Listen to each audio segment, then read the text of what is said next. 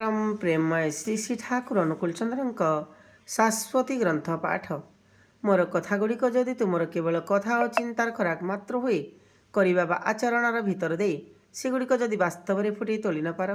तेबे पाइबा जे तुमर तमसाच्छन्न रही ता किंतु अति निश्चय तुमर मु सेवा तुमर प्रीति और सेवा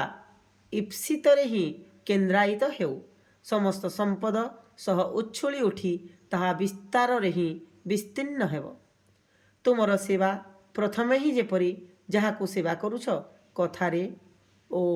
व्यवहार रे तार मन को सुस्थ और दीप्त करी तोले आउ संगे संगे तार परिरक्षण रे परिपोषण रे और परिपूरण रे सचेष्ट होई चाले उद्दीप्त हेब आत्मप्रसाद रे अभिजित हेब सुफल रे भरपूर करदेवा और प्रसन्न करवा ही हेउछि सेवार स्वाभाविक अभिव्यक्ति दक्ष सेवा ही दक्षता प्रसव करे जो सेवा ईप्सित परीक्षण परिपोषण परिपूरणर उदग्र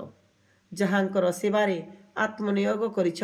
तांकर चाहिदा कण स्वार्थ बा कण ताहा जदि न जान किपरि तांकु परिरक्षण करा जाए किपरि तांकु परिपोषण करा जाए किपरि तांकु परिपूरण करा जाए किपरि बुझिब मोट कथा तुमे तांको सेवा पाई जाई नाह जाइछ तुमर चाहिदा पूरण पाई किछि करिपार ना तेणु प्रति पदक्षेपरे आकृतिर नास्तित्वरे बाजी उठे भावी देख ताहा ही कि नुह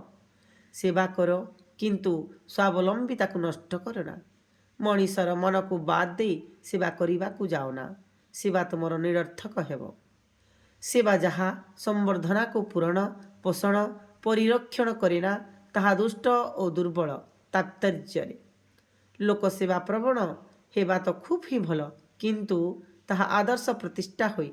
सम्मान योग्य व्यवधान बजाय रखी झमेलारू केतेकांशरे रक्षा मध्य पाइपार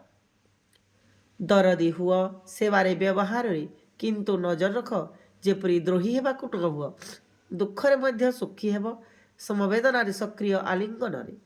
मनुष्य को दियो किंतु तार अर्जन सामर्थ्य को नष्ट करना से दान किंतु विध्वस्तर ही दूत तुमर दान जेपरी ग्रहितांक दुर्बल न करे तुमर परिचालन रे तार योग्यता होई